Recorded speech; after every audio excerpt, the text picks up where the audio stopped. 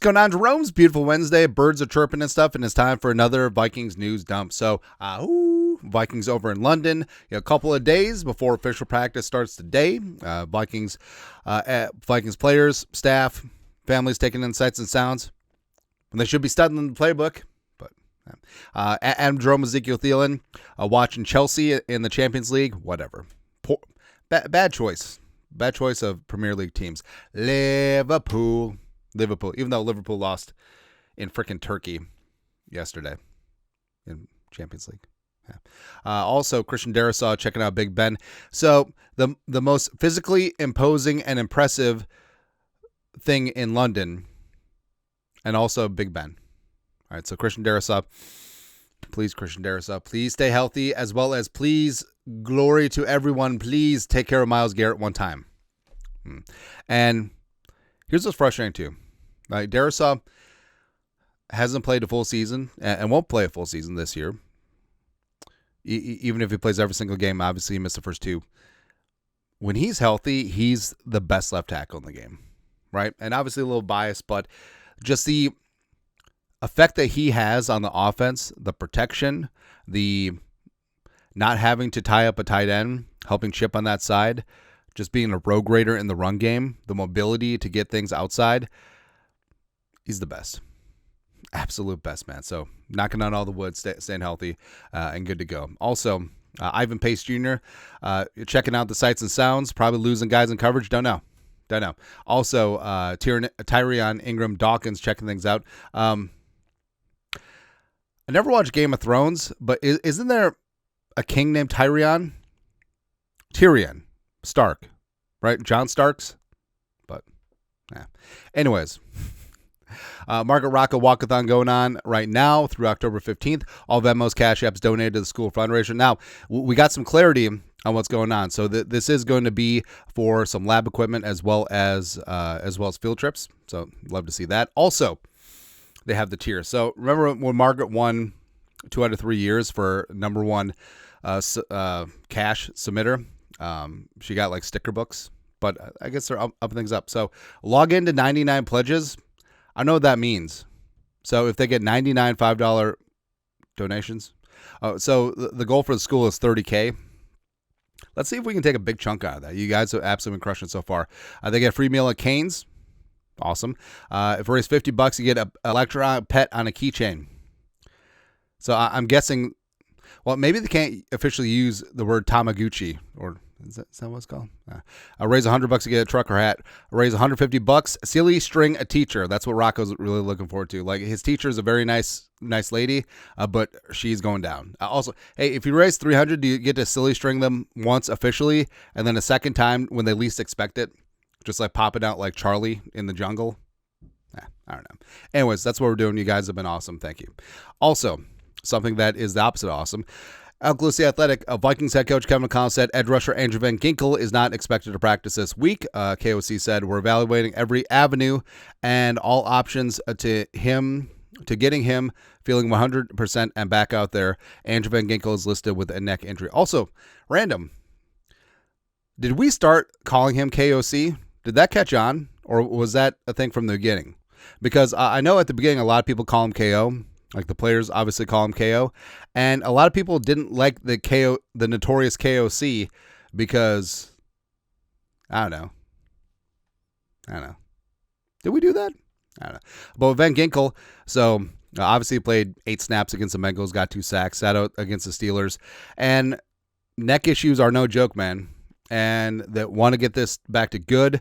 Could he eventually dip onto short-term IR? It's a possibility.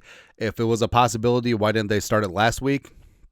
Don't know. But Andrew Van Ginkel, especially since he just got paid, got that contract freshened up, he's a very important part of this defense, both as an edge rusher and off-ball linebacker. So hopefully he gets back, because he is a pillar of this defense. Right. Also, some decent news on Brian O'Neill. Blah, blah, blah, blah, blah, Van Ginkel. Andrew Van Ginkel will practice this week. Neither will right tackle Brian O'Neill, MCL sprain. No IR for O'Neill, though. Also, Kevin O'Connell called Brian O'Neill week to week, so we'll see what happens. Ideally, and this might just be a pipe dream of mine, maybe a wet dream, of O'Neill sitting out against Cleveland, having the bye week, and then getting ready to go against the Eagles because we need all hands on deck because finally you would have Darisaw, Donovan Jackson off the wrist surgery, Ryan Kelly off the concussion, Will Fries, and then Brian O'Neill back. And also you potentially get JJ McCarthy back. So you get your quarterback one behind the on paper, on purpose first team offensive line against the Eagles at home. And by the way, I know the Eagles are undefeated. They look gettable. So statement win off of the bye, go into the bye in 3-2. Then all of a sudden you come home and beat the living bejesus out of the paper champions, Philadelphia Eagles. 4-2, what'd it do? Beat the Chargers. 5-2, taking on the low-energy Detroit Lions in their building. Bring it. Bring it, man. That's how you right the ship. So they'll beat the Eagles, they'll beat the Chargers, they'll beat the Lions, and then they'll lose to the Ravens, who will be terrible. Yeah. But that's how things work sometimes. Also, so some more good news. Kevin Seifert. O'Connell also said the team will open the 21-day practice window for fullback CJ Ham and linebacker Tyler Batty. Front office is considering some players. So CJ Ham back, very important for the run game, very important for special teams. Great team leader as well. And Batty, I feel like Batty could add a little bit of depth on the edge as well as with the D-line. Certainly could help fortify things against the run. Would be good. Also, Alec Lewis, Vikings head coach Kevin Collins said his hope is that quarterback J. McCarthy will practice in some fashion this week. As we get into Thursday and Friday, I'm hoping we can at least get him out there and get him taking some drops and starting to get back into the normal rhythm. Now, it'll be good to see. And of course, with high ankle sprains, they're sort of touchy, right? And you don't want to bring McCarthy back until he's 100%, but getting some work with that foot, with that ankle, and just getting back into the rhythm of things, I think that would be good. And obviously, we'll still put in work over the bye week and getting him back to a spot where confident in that foot, 100% mobility, major part of his game, does make sense. And also, Vikings had Kevin Connell alluded to making some moves along the offensive line. Enter one Matt Waletzko. Let's go to the practice squad. And they released Tim Jones from the practice squad, although Tim Jones will probably be back because that's how things work. And, let's go. The pride of NDSU. He's 25 years young. He's 6'8", 305, former fifth-round pick in 2022 by the Cowboys. Now, he's had a couple of injury issues in his own right, which is kind of ironic. Bringing a guy in for depth who gets hurt for a bunch of guys who get hurt as well, right? But also local kid from Cold Spring, Minnesota. We love the feel-good local angle. Also, he kind of looks like Jared Allen. Yeah. So as a right meow, this is what things look like. Oh, we didn't even put him on the graphic. The hell, man. But, yeah, just put, let's go in there at right tackle. Sure. But this is in case of emergency break glass situation. And I don't think the Vikings will make a big-time splash move because, as we said, Week 7, everyone could be back, which would be the first time that they've taken snaps together, which would be kind of good. The opposite of good. Well, actually, good news for the Vikings. The Browns are going to be starting a rookie quarterback against Brian Flores and company. Matt Zenitz. Zenitz? Yeah. Do you remember like the old VCRs and TVs, Zeniths? 500-pound TVs. The current belief is that the Browns are going to make a change at quarterback and start rookie Dylan Gabriel this week versus the Vikings, sources tell CBS. So with Gabriel, the knock against Dylan Gabriel is that he doesn't have an NFL caliber arm. Like, doesn't have a great arm, but he is accurate. He does get rid of the ball quick, does have some ability. So, I mean, I think Pittsburgh saw what the Steelers did to the Vikings, that quick game that the Vikings didn't really adjust to, and they're going to try and do that with Dylan Gabriel and also run the ball Quinshon Judkins, where they saw what Gainwell did on Sunday. I think that's the blueprint of what exactly they're going to do. And the Vikings, so if you look, the Vikings are first off, they're number one in the league in minus in EPA, expected points added per play. So they're taking away 0.27 points per play still, even after that whatever showing against Pittsburgh. But you look at 28% cover two high safeties, as well as a bunch of shell zone defenses, and only 7% of their snaps have been cover one man. Where if you're going to beat that quick game, if you're going to try and stop the run, you do have to bring down that extra safety into the box and get after things in that regard.